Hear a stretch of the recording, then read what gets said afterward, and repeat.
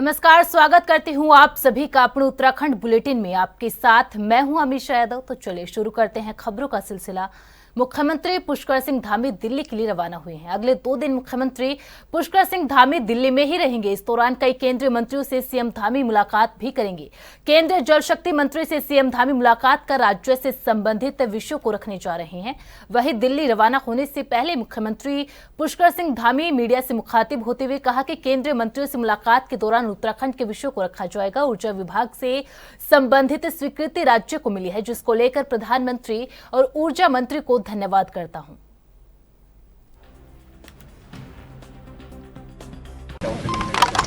नहीं, वो कुछ हमारे बिजली विभाग से संबंधित जो परियोजनाएं हैं, उन योजनाओं को भारत सरकार के स्तर पर स्वीकृति प्राप्त होनी, उन्हीं के संबंध में मैं निवेदन करता हूँ। मैं आदरणीय प्रधानमंत्री जी का और ऊर्जा मंत्री जी का मैं धन्यवाद करता हूँ कि जो 100 मेगावाट बिजली जो है हम लोगों को आगे के माहों के लिए जो है स्वीकृत कर दी गई है, जिससे निश्चित रूप से अभी हमको राहत भी मिलेगी और सहायता भी मिलेगी।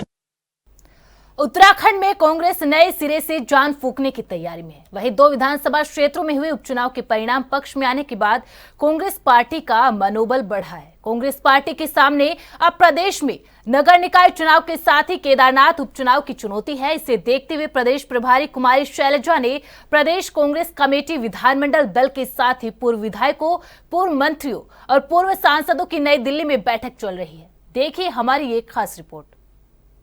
केदारनाथ विधानसभा क्षेत्र में उपचुनाव की है चुनौती। दिल्ली में उत्तराखंड कांग्रेस की अहम बैठक हो रही है। यह बैठक प्रदेश प्रभारी कुमारी शैलजा की अध्यक्षता में हो रही है। कांग्रेस के संगठन उपाध्यक्ष मथुरा दत्त जोशी ने बताया कि इस बैठक में उत्तराखंड में आगामी केदारनाथ विधानसभा उपचुनाव और निकाय चुनाव को लेकर मंथन हो रहा है। कांग्रेस के प्रदेश अध्यक्ष करण महरा, नेता प्रतिपक्ष यशपाल आर्य, चक्राता विधायक प्रीतम सिंह समेत पार्टी के तमाम बड़े नेता दिल्ली में इस बैठक में मौजूद हैं। राज्य के राजनीतिक हालात और आपदा को लेकर भी इस बैठक में चर्चा की जाएगी। केदारनाथ उपचुनाव एवं नगर निकाय के चुनाव पर भी मंथन होगा। प्रदेश के वरिष्ठ नेताओं की एक बैठक बुलाई है, जिसमें विभिन्न मुद्दों पर चर्चा होनी है। राज्य के राजनीतिक हालात हैं, आपदा का मामला है और केदारनाथ उपचुनाव भी है और नगर निकाय के चुनाव भी आयोजित होने हैं। उस संबंध में बैठक बुलाई है, जिसमें चर्चा हुई है। महत्वपूर्ण बिंदु पर चर्चा हुई कि हमारी चुनाव में रणनीति क्या रहेगी, हम किस तरह चुनाव लड़ेंगे और हमारे क्या क्या मुद्दे होने चाहिए। इन मुद्दों को लेकर हमने आज एक बैठक की, जो बहुत ही सफल मीटिंग हुई और सार्थक मीटिंग हुई। और प्रभारी जी ने सबको एकजुट होकर मिलजुल कर चुनाव लड़ने के लिए आग्रह किया है। और महत्वपूर्ण है कि हमको निकाय चुनाव भी जीतने हैं और केदारनाथ का उपचुनाव भी जीतना है। जिस तरीके से हमने बद्रीनाथ में विजय हासिल की और उसी लाइन में चुनाव लड़कर हमने केदारनाथ में भी विजय हासिल कर ली।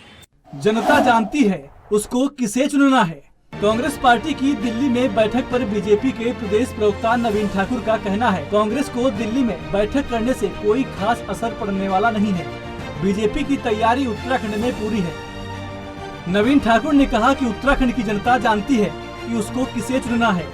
इसके साथ ही उन्होंने कहा कि उत्तराखंड की जनता ने बीजेपी को जिताया है और इस बार भी भाजपा ही जीतेगी। उनको दिल्ली में बैठक करने दीजिए, हमारी तैयारी उत्तराखंड में है और उत्तराखंड की जनता जानती है किसे चुनना है। उत्तराखंड की जनता ने 2014 के बाद लगातार जो है भारतीय जनता पार्टी को उत्तराखंड में, चाहे निकाय के चुनाव रहे हों, चाहे विधानसभा के चुनाव रहे हों, चाहे लोकसभा के चुनाव रहे हों, भारतीय जनता पार्टी को अपना प्यार, समर्थन और आशीर्वाद दिया है। और अगले निकाय चुनाव में भी भारतीय जनता पार्टी को ही इस प्रदेश की जनता अपना आशीर्वाद देने वाली है। दिल्ली में होने वाली बैठक को बेहद अहम माना जा रहा है। सूत्रों से मिली जानकारी के मुताबिक लोकसभा चुनाव में मिली हार नेताओं की बयानबाजी को लेकर भी बैठक में चर्चा की जा सकती है। इसके साथ ही माना जा रहा है कि कांग्रेस आलाकमान कुछ बड़े फैसले ले सकता है। कुछ फेरबदल भी उत्तराखंड कांग्रेस में देखने को मिल सकते हैं। वहीं बीजेपी का कांग्रेस की इस बैठक को हल्के में लेना सही है या गलत, यह सब निकाय चुनाव और उपचुनाव के बाद ही साफ हो जाएगा। Special desk NV news. Pauri में एक पेड़ मां के नाम कार्यक्रम के तहत प्रदेश के कैबिनेट मंत्री सौरभ बहुगुणा ने पौड़ी के रांसी मैदान पहुंचकर विभिन्न प्रजाति के पौधों का रोपण किया। सौरभ बहुगुणा ने बताया कि कार्यक्रम के समन्वय के रूप में उन्हें पौड़ी जिले का प्रभारी बनाया गया है। उन्होंने पौड़ी के रांसी मैदान से पहले श्रीनगर और भिताई में वृक्षारोपण किया। पौड़ी पहुंचकर अपने दादाजी हेमवती नंदन बहुगुणा की मूर्ति पर माल्यार्पण भी किया, जिसके बाद रांसी मैदान में वन विभाग के कर्मचारियों, अधिकारी और बीजेपी से जुड़े कार्यकर्ताओं के साथ एक पेड़ मां के नाम पर लगाया। सभी लोगों से अपील की गई है कि इस धरती मां की रक्षा के लिए सबसे जरूरी है कि हम अधिक से अधिक पेड़ों को लगाएं और उन पेड़ों की सुरक्षा करें।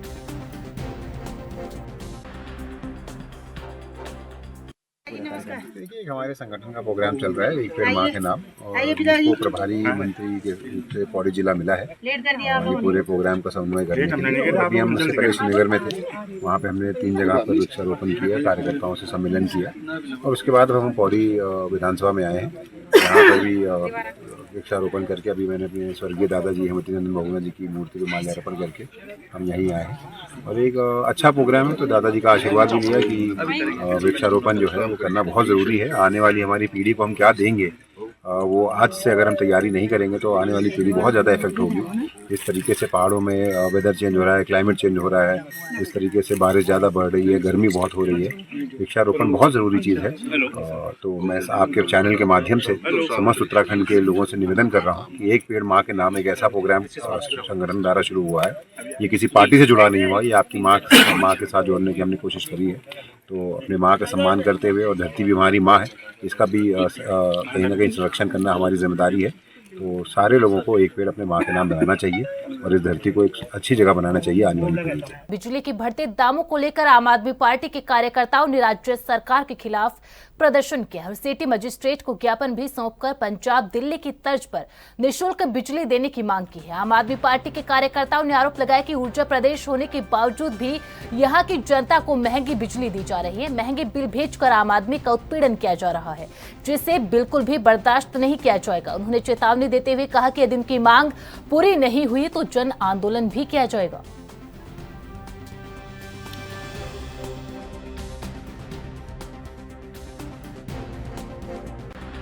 तरीके से लगातार जो है धामी सरकार जो है हर 6 महीने में 10 महीने में बिजली के बिल को बढ़ा देती है और अब बिजली के बिलों में भी भारी लूट चल रही है। जो 12 बिल आने चाहिए साल में, उसकी जगह 14 बिल आ रहे हैं। तो बिल में ये प्रत्येक माह के हिसाब से फिक्स चार्ज लेते हैं, तो बिल ज़्यादा आने की वजह से फिक्स चार्ज भी ये एक्स्ट्रा ले रहे हैं। उसकी एक लूट इन्होंने एक्स्ट्रा बिलों की लूट मचा रखी है। फिर एक इन्होंने एडिशनल सिक्योरिटी लेना शुरू कर दिया। जब किसी के पुराने कनेक्शन है तो उसमें एडिशनल सिक्योरिटी का भी कोई मतलब नहीं है, और यदि आपने एडिशनल सिक्योरिटी लेनी है तो उसको अलग से उसका सेपरेट बिल आए और सेपरेट रसीद मिले, ताकि कल को आदमी अपना कनेक्शन यदि कटवा सके तो वो सिक्योरिटी तो वापस ले चुके। इसके अलावा पहले आप देख रहे हैं कि बिजली में कम से कम 80% चोरी हुआ करती थी, हर जगह चोरी होती थी। उस बिजली की चोरी को इन्होंने लगभग 90% 80% तक रोक लिया है। पहले लोग अपने घरों में पुराने बल्ब जलाया करते थे 100 वाट के, 80 वाट के, लेकिन अब प्रत्येक लोगों के घरों में 5 वाट 10 वाट के LED बल्ब लग रहे हैं। लेकिन उसके पश्चात भी लोगों के बिजली के बिल कम नहीं हो रहे हैं। सरकार अपनी कोई योजना लाती है तो उसमें कहती है मासिक किसी की आय, महीने की आय किसी की 6,000 रुपये है तो उसको सुविधा दी जाएगी। अरे जिसकी मासिक आय 6,000 रुपये है वो इतने भारी भारी बिजली के बिल कैसे जमा कर देगा? फिर उल्टे सीधे बिल आते हैं जिनको सही नहीं किया जाता, और इस चक्कर में गरीब आदमी बिजली का बिल जमा नहीं कर पाता और उसके बिजली के बिल काट दिए जाते हैं। तो इन्हीं सब मुद्दों को लेके आज आम आदमी पार्टी ने हल्ला बोल रहा है, जनता के मुद्दे पे हल्ला बोल रहा है। हम लगातार जनता हमारे संपर्क में है कि बिजली सस्ती कराई जाए, बिजली पर आवाज़ उठाई जाए, इसलिए आज आवाज़ उठाई। अभी अल्टीमेटम हमने नहीं दिया, लेकिन 15 दिन तक यदि इस पर कोई उचित निर्णय नहीं होता, जनता के हित में निर्णय नहीं होता, तो वैसे हम इसको हर वार्ड में कंटिन्यू लगातार जारी रखेंगे। इसको जन आंदोलन बनाएंगे, वार्ड के माध्यम से जनता की आवाज़ को शासन प्रशासन तक और मुख्यमंत्री तक पहुँचाएंगे। केदारनाथ में चल रहा रेस्क्यू ऑपरेशन भले ही खत्म हो गया हो, लेकिन राज्य में सियासत इस मुद्दे पर थमने का नाम नहीं ले रही। दरअसल कांग्रेस का आरोप है कि समय रहते यदि राज्य सरकार ने कोई उचित इंतजाम किए होते तो नुकसान कम होता। कांग्रेस की मुख्य प्रवक्ता गरिमा मेहरा दसोनी का कहना है कि राज्य सरकार को प्रदेश में लगातार आ रही इन आपदाओं से सबक लेने की जरूरत है।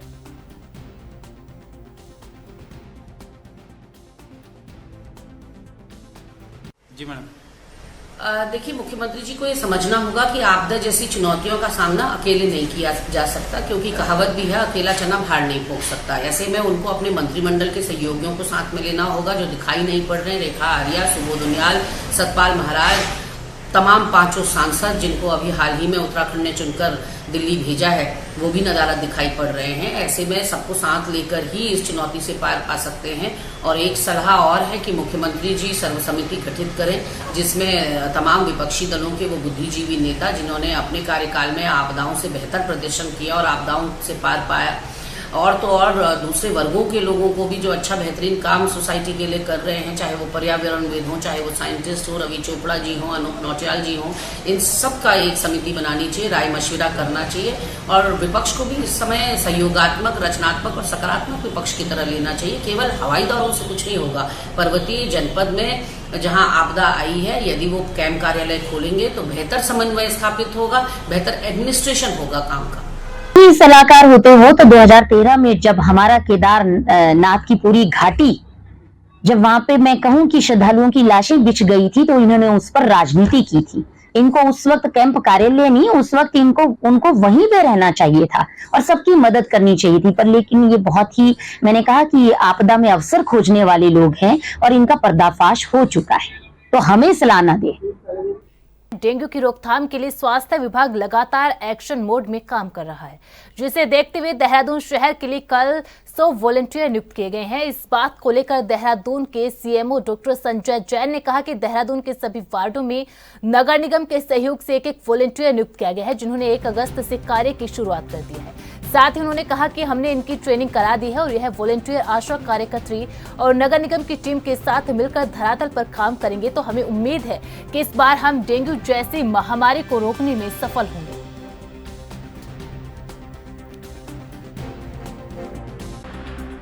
इसमें हमने 100 वार्ड में एक वॉलंटियर, हर वार्ड में इस तरीके कुल 100 वॉलंटियर इसमें नगर निगम के सहयोग से नियुक्त किए हैं और वो 1 अगस्त से अपना कार्य शुरू कर देंगे। हमारे द्वारा उनकी ट्रेनिंग करा दी गई है, तो वो और आशा मिलके और नगर निगम की हेल्थ की टीम मिलके, जिसमें उनके हेल्थ सुपरवाइजर, सैनिटरी इंस्पेक्टर हैं, ये सारे लोग मिलके एक साथ धरातल पर काम करेंगे। तो हमें उम्मीद है कि हम इस बार डेंगू जैसी महामारी को रोकने में सफल होंगे। देहरादून में खेल एवं युवा कल्याण मंत्री रेखा आर्या ने प्रदेश में होने वाले 38वें राष्ट्रीय खेलों को लेकर विभागीय अधिकारियों के साथ बैठक की है। यमुना कॉलोनी के अपने आवास में बैठक के दौरान रेखा आर्या ने कहा कि राष्ट्रीय खेलों का आयोजन अक्टूबर-नवंबर के बीच होगा।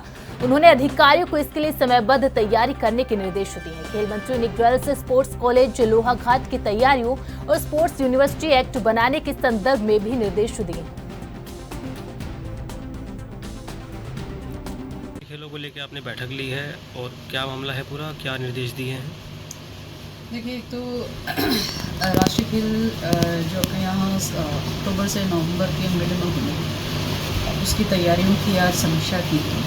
इसके साथ साथ में आज 29 अगस्त को हमारे राष्ट्रीय खेल दिवस है, उसकी तैयारियों के संदर्भ में भी विभाग को निर्देश दिए हैं। इसके अतिरिक्त हमारा गर्ल्स स्पोर्ट्स कॉलेज जो लोहाघाट में बनना है, उसकी तैयारियों के परिप्रेक्ष्य में भी समीक्षा की गई है। इसके अतिरिक्त हमारा स्पोर्ट्स यूनिवर्सिटी एक्ट बनना है, उसको हमने, जैसे माननीय मुख्यमंत्री जी का निर्देश था कि पहले ही कैबिनेट में आ जाए और विधानसभा सत्र में ये टेबल हो जाए, इसके निर्देश थे, तो उसमें आखिरकार कितनी प्रगति हुई है, इन सब की समीक्षा की गई है। और साथ साथ में यह साफ निर्देशित विभाग को किया है कि इस कैबिनेट में किसी भी प्रकार से हमारा स्पोर्ट्स यूनिवर्सिटी एक्ट जो है वह आ जाना चाहिए। उसके साथ साथ में जैसे ही कैबिनेट से पारित होता है तो विधानसभा सत्र में ये टेबल हो जाना चाहिए। इसमें कोई देरी नहीं होना चाहिए, एक अधिकारी इसमें लगातार परस्यू करे और मैं भी संबंधितों को, जहाँ कहीं भी हर्डल्स आता है तो मैं भी संबंधितों को फ़ोन करती रही हूँ। आगे भी जहाँ करना उचित होगा तो वहाँ किया भी जाएगा। तो ये साफ निर्देश दे दिया है कि किसी भी प्रकार से गैरसैंण के सत्र में स्पोर्ट्स यूनिवर्सिटी एक्ट प्रस्तुत हो जाना चाहिए। तो मैं मानती हूँ कि इस एक्ट के बाद में हमारे लिए आने वाले समय में स्पोर्ट्स यूनिवर्सिटी खोलने में बहुत मदद हो जाएगी। एक side by side land transfer की भी प्रक्रिया गतिमान है, जो काफ़ी तेज़ी से प्रगति पर है। भारत सरकार हम लोग जल्द से जल्द भूमि हस्तांतरण की प्रक्रिया को आगे बढ़ाते हुए भेजेंगे। मुझे बहुत उम्मीद है कि जल्द से भारत सरकार भी जो है भूमि हस्तांतरण के लिए सहमति देगी। तो मैं मानती हूँ कि नेशनल गेम के पीरियड में ही हमारा लक्ष्य यही है कि माननीय प्रधानमंत्री जी के कर कमलों से इसका शिलान्यास किया जाएगा। तो मैं उसी दिशा में लगातार विभाग को भी हम लोग उसका काम करने के निर्देश हैं। तो इस प्रकार से जो है हमारे चाहे वो नेशनल गेम्स हो या हमारे 29 अगस्त को जो हमारे राष्ट्रीय खेल दिवस होता है उसकी तैयारियों की जो है आज उचित दिशा निर्देश निर्गत किए हैं और मैं समझती हूँ कि विभागीय तैयारियाँ जो कुछ कमी रह गई है उसको पूर्ण करने के भी निर्देश दिए हैं। बुलेटिन में फिलहाल इतना ही। आप बने रहे एएनबी न्यूज के साथ। नमस्कार।